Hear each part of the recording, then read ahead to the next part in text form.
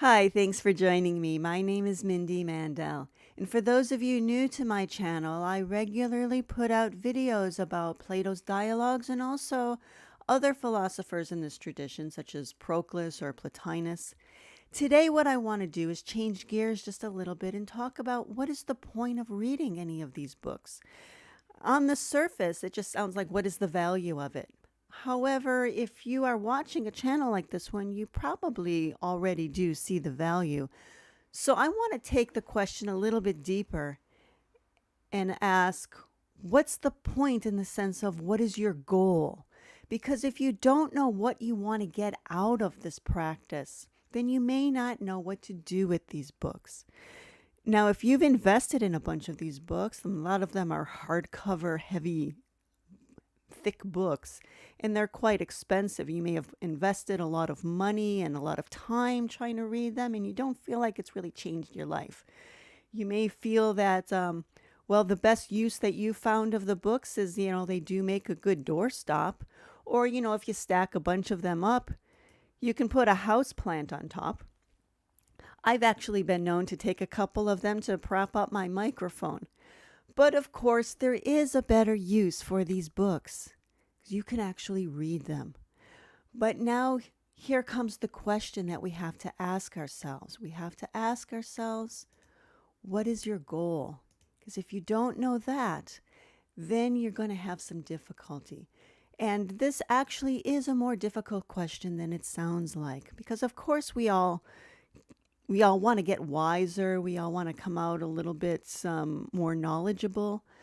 The difficulty is that our educational system has taught us since we were in elementary school that becoming knowledgeable is about putting information in. And even if you've moved away from the academic approach to reading Platonism and you want a more spiritual way of approaching it, as you'll find on this channel here, you still may bring that methodology with you. And that's why you have to ask yourself what your goal is. What do you want to get out of Platonism? Now, in order to answer this question, you need to think about what it means to be wise. What do you think it means? Can you get wisdom out of a book? Because if you can, it means that any fool can pick up the right book and become a sage. But if you cannot get wisdom out of a book, then, well, what's the point of the books? So you need to ask yourself what it means to be wise. Is it about having a high IQ? Is that what it means to be a knower? Or maybe you have more of like the Eastern view of a knower, someone like a Swami or a Buddha. Of course, in the Greek tradition, we have Socrates. However, we still have to ask ourselves what it is that allowed this man to stand out from the crowd. Was he close? Which of these other two men was he closest to? Is knowledge about memorizing information that you've read in a book? Well, ideally, we want to come out of this system, or what we want to get out of it is we want to be able to answer for ourselves questions like, what is the nature of reality? Or what is the soul? What is the connection between our soul and our bodies? Now, if we read a lot, we might be able to impress our friends by talking about, well, this is what Plato said, and Aristotle said this other thing. Here's what Proclus said, and there's this other idea from Plotinus, and then I read this other thing in Iamblichus. Now, of course, it is meaningful to know that, and there are interesting things to think about by reading these various philosophers. But what allowed these men to stand out, what makes them wise, is not that they were intelligent people who had a bunch of theories. They had a special kind of experience. It's the experience of what we truly are, beyond the physical realm, beyond the images of this physical realm. And they were able to draw from that experience and develop a metaphysical system that puts into words, as clearly as words can, that which is beyond words. And that's what we want to learn from them. So wisdom is not in the books, but rather the books point us towards wisdom.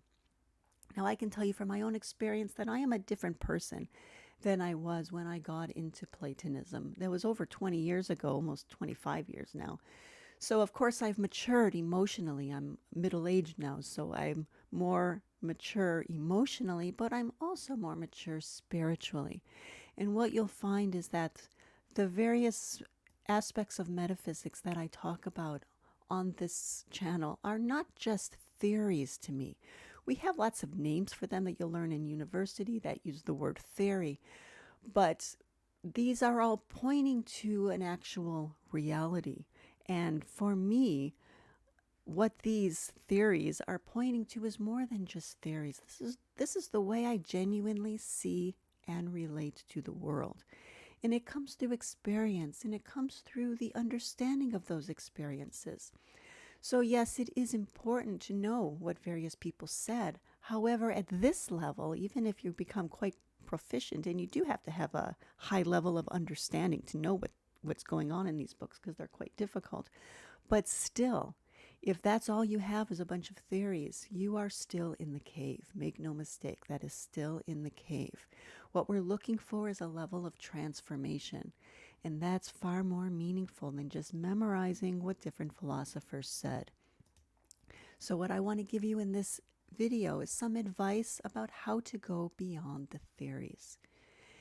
And the first step in that is to read without interpretation, or with as little interpretation as is possible. So reading just what is on the page. What does it mean to interpret? What are we doing when we interpret? Well, sometimes we're adding information. We're connecting dots that maybe don't connect, or we're connecting them in a way that we think is implied, but it's actually not. Other times we're ignoring something. We're overlooking the things that we don't understand or that don't quite agree with our own way of thinking. And then there are times when what we're reading is just so difficult, or our own ideas are just so different that we just alter the meaning altogether. All right, so why do we do this? Because obviously nobody will take the time to read one of these difficult books just to misunderstand it. Nobody does that intentionally, of course. So why do we interpret? Well, the main reason is because what we're reading differs from our currently held beliefs. We're coming at these books from our everyday state of mind, whereas these men who wrote these books are coming from those very exalted experiences and from their deep contemplations of those experiences. So they're coming from a very different place, and it's inevitable that there's going to be some difficulty for us, that we're going to hit against ideas that we had never been introduced to before or never took seriously before. Now, what happens when it differs from our currently held beliefs, when what we're reading differs, is that sometimes we want to fit the passage to our thinking, and we may feel like we're saving Plato or we're saving Proclus. We want to imagine that we want to connect the dots, for example, in a way that fits what we already believe. We say, oh, well, I'm sure this is what he meant, that this is why he put such and such here. Or other times we may find ourselves ignoring something that differs from what we currently think because we want to believe that this writer, who we have great respect for and we like very much, we want to believe that this philosopher was saying the same thing that we already believe. Other times we may find ourselves resisting giving up our current belief. So we recognize that what we're reading differs from our current belief, but we're not ready to let go. And so we're not going to let ourselves be convinced. And then again, we'll find ourselves adding things or ignoring the parts that disagree with us, or just refusing to let ourselves be convinced. There are other times when, because our current belief is so different from what we're reading just cannot be comprehended. This is not a question of whether you agree or not. It's like you just can't even make sense of it. And so when this happens, then we'll find that we understand nothing of what we're reading. And so our interpretation is getting in the way. Our own beliefs, our currently held assumptions are getting in the way of us being able to read what is on the page. Other times we'll find that we understand parts of it, but then there are other parts that we may have thought we understood, but as we read on, we see a contradiction and think, oh, wait, maybe I misunderstood something earlier. This is a very common thing to happen. Other times we'll just completely misunderstand. We'll close the book and walk away with a certain understanding of what we read, and it turns out it's something completely different. And then another thing that's quite common, and this is inevitable early in your practice, is that you'll get the main points of what is being written here. But because your experience is not yet to a point where you can get every detail, you're going to find that you got the big picture, you got the basic framework, but a lot of the details don't yet fit. You can't quite make sense of those. And that's inevitable. So some degree of interpretation is unavoidable. These are not books you read once and then close them and you're done. There's an old Chinese proverb that you can understand any book by reading it 100 times. I really like this proverb because I think it really fits wisdom traditions very well. We don't get it by reading it once. You read the whole book, you get what you can out of it, and then you go back to the beginning. That's how it works. Now, as an example, I'm going to pull out a very short passage from the Phaedrus where Plato is giving us the definition of soul.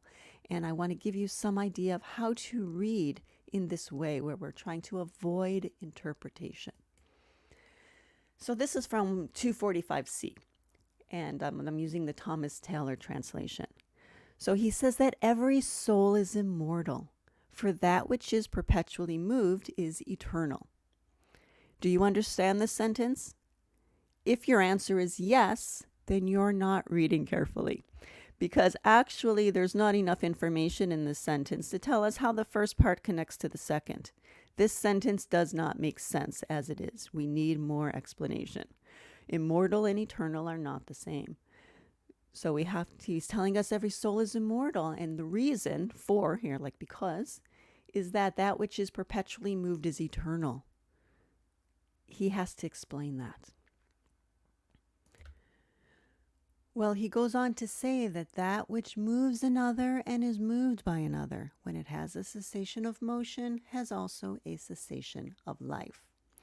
We can connect this a little bit to the first sentence because we can see that to be immortal is to perpetually be alive, and a cessation of life would be the opposite of that. It means not immortal. And we see the phrase cessation of motion. If perpetually moved is the definition of eternal, then obviously a cessation of motion means not eternal. And so we see that there's a connection there. Now you may want to connect this sentence to the first one then and think, well, of course he's talking about soul in this second sentence. However, he hasn't actually told us that. Take a look at what the meaning of the second sentence is. It looks like we have a kind of hierarchy going on. That which moves another and is moved by another. It's something in the middle between that which is moved and that which in turn moves something else. Is that soul that's in the middle there? Is that what he's saying? Because if it is, then why would it be immortal? It's not right. It's not quite clear yet if this sentence connects. And so this is a good example of a way that interpretation can slip in because we naturally want to connect them. We want to add that connection and assume that it must be there. However, we have to keep reading on. He says, hence, that alone which moves itself. Oh, now he changed the subject from that which is moved and then moves something else to that which moves itself. So the first one in that hierarchy, that's what he's changed to. Hence, that alone which moves itself, because it does not desert itself, it never ceases to be moved. So the only thing that never ceases to be moved, that is perpetually moved, would be that which moves itself. So it's not whatever the subject was of that previous sentence. It's the thing that moves itself. Now, he doesn't tell us why it does not desert itself. He just tells us that it does not desert itself. So we need to hold on to the question. When you see something is left out, you need to hold on to the question. We tend to want the comfort of finding an answer. And so there's a tendency to want to jump to a conclusion. But it's important to hold your questions, because when you let yourself jump to an answer, you're probably jumping to an interpretation. So hold your questions. He goes on to say that this, with that thing which moves itself, is also the fountain and principle of motion to other things which are moved. And then he's going to go on to tell us that this is the definition of soul. Now, the words fountain and principle are good ones to hold on to. You probably have an image already of both of them. A fountain, of course, the source that water squirts up from, for example. Principle, the Greek word is arche, and it's often translated, principle is a common translation, but also you may see beginning or source.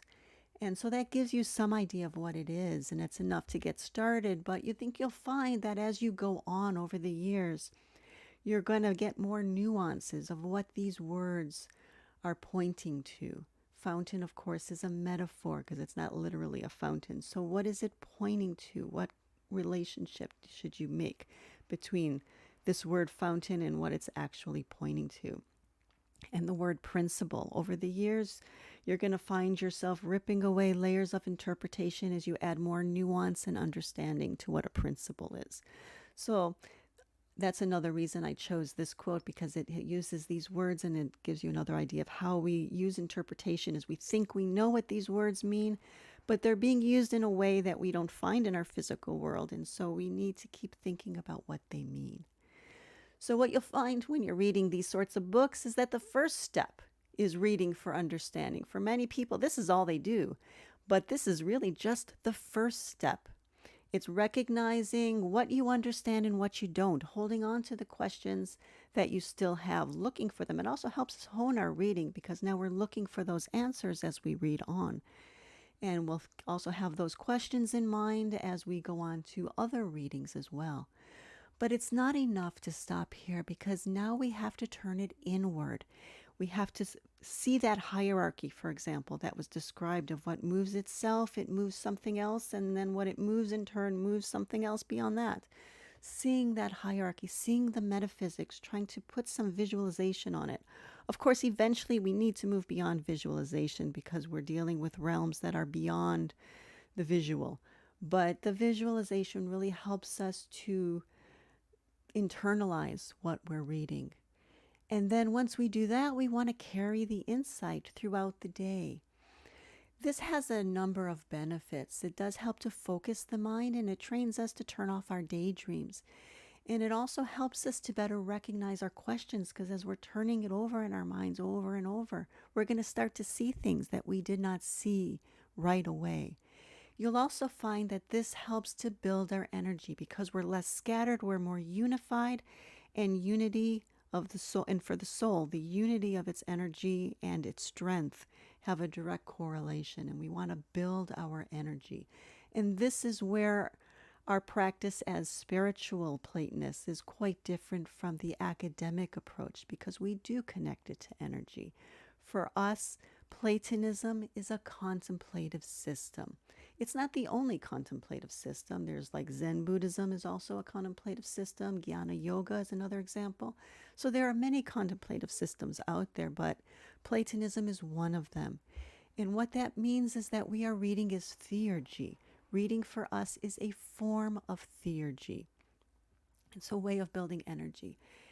Now, we tend to think of theurgy as things like praying or maybe ritual practice, things like that. And certainly those sorts of practices are not at all incompatible with what we're doing. But for us, reading is our main form of theurgy. For those interested in theurgy, I do have a video on it, and you can find on my page. But for us, reading is our main form of theurgy, and so we want to approach it with this ideal state of mind to build our energy and really focus our thoughts. So in order to get the most out of your reading, one thing I recommend, which is quite different from what you'll see in academia, is to make a ritual around it. Many of us have very hectic lives. Many of us maybe spend our day mindlessly watching TV, but whatever it is that you're doing all day, you're in a different state of mind than you want to be in when you're contemplating. Ideally, you're carrying your insights throughout the day, so maybe you're not, mindlessly watching TV, I hope. But it's fine. If you are, you want to make that transition. You need to make that transition from your everyday state of mind to that state of mind of when you're reading. Over time, you will, be able to carry that state of mind with you throughout the day, and that's the idea of carrying the insight with you. But initially, certainly we sort of compartmentalize it in the sense that we have certain times that we spend on this. And so a ritual is a way to make that transition. Now, some of you may like doing things like lighting candles or lighting incense, and so that could be your ritual, or maybe there's a certain prayer or spiritual poem that inspires you.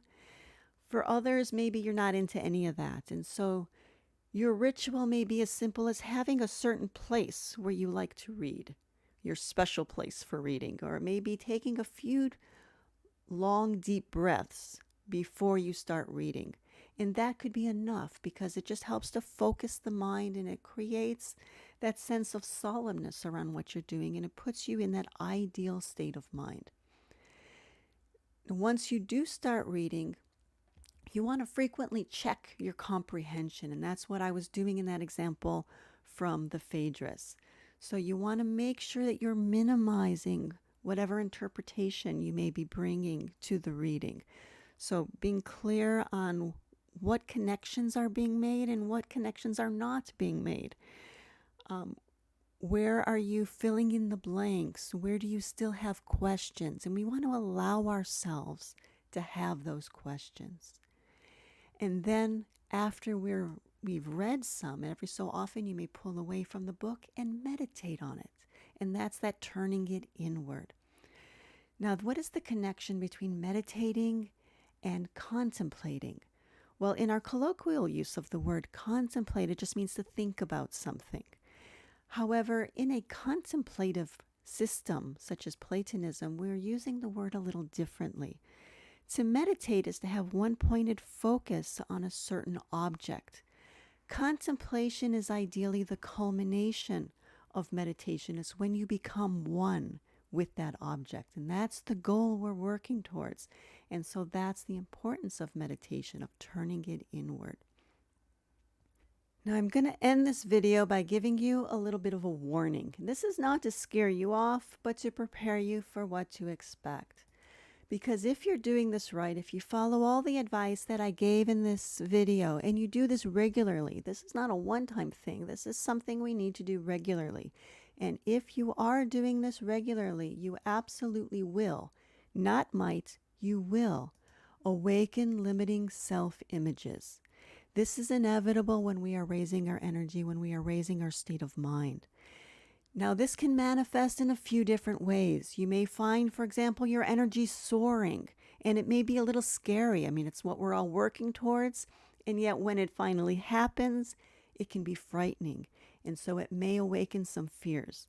Another thing that might happen is, again, you're moving along at a good pace, you're feeling more vital, and your mind is sharp. But then those voices in your head are going to say that you're arrogant and who do you think you are and you're nobody special and so on and so on. We all have these sorts of voices in our head, and this is inevitable to hit. Another thing that might happen, another way it might manifest, is maybe you try to do the things that I'm describing here, but those voices bombard you. Or maybe as a voice that says you should be doing something more practical, or this is also silly, and of course it has nothing to do with energy, and we're just reading Plato. All these sorts of voices can pop in your head.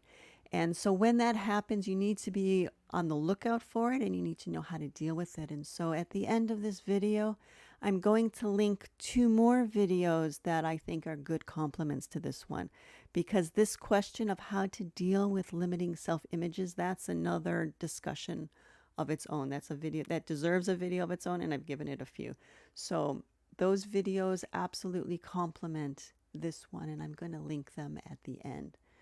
So I'd like to know what you think of all of this. Have you tried it? What has been the results for you so far? Where are you having difficulties?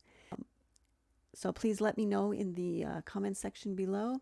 And as always, if you don't already subscribe, please do so and hit that bell icon to get notifications. And also, please like the video. And I'll see you next time. So long.